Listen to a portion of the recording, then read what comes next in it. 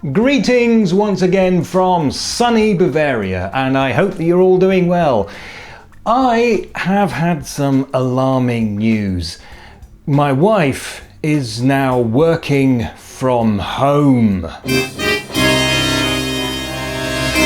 Apart from that, things are fine, just a little bit boring. I'm stuck here trying to get inspiration from watching TV shows that have been recorded by webcam, which means that I do get to see celebrities being distracted by the sound of moving furniture. I'll find out when this is over.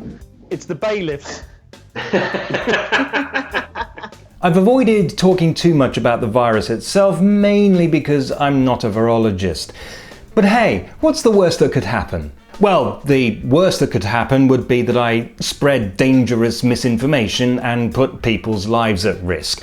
But apart from that, what's the worst that could happen? For me, a big issue is that it's hard to know what to think. It's very difficult to distinguish between what the experts are actually saying, what journalists think the experts are saying, and what politicians are saying because they think it's what we want to hear.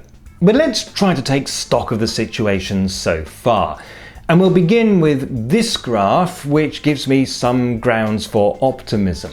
It shows the total number of known cases in Germany so far using the logarithmic scale, and it's this graph that we need to try and flatten. And it looks as if it is flattening. Which doesn't mean that we're out of the woods yet. It does mean that the measures the government has put in place appear to be working, and if this continues, then hopefully we won't overwhelm the hospitals.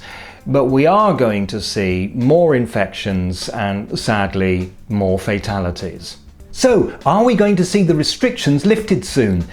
The answer is not really no. It's great that the curve appears to be flattening, but we do have to be very careful not to unflatten it again.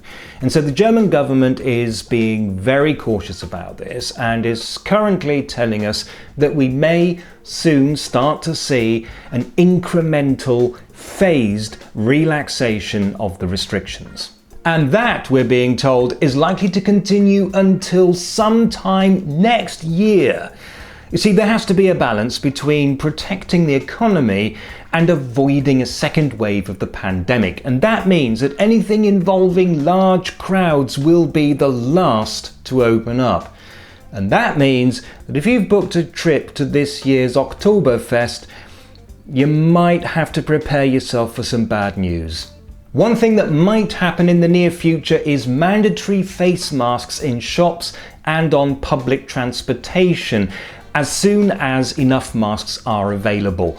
So if you're in Germany, be prepared for that one, but don't start buying masks just yet because they are still in short supply and they are needed first and foremost by doctors and nurses. So far, Germans seem to be generally happy with the way that the government has handled this crisis. Angela Merkel's approval rating has shot up, which is pretty much unheard of for somebody who's been head of government for 15 years. Here in Bavaria, the Minister-President Markus Söder has also been praised. Based on a representative sample of my wife and one of my neighbours, I can say that nobody would ever actually vote for him, but everybody thinks he's great in a crisis. So there it is, light at the end of the tunnel, but we still need to be very, very careful. Stay safe, follow the guidelines, keep calm, and carry on. Which doesn't mean that we're out of the woods yet. It does mean that the measurements? And that, we're being told, is likely to pretty much unheard of for anybody who's been this crisis. Angela Merkel's... I've avoided talking...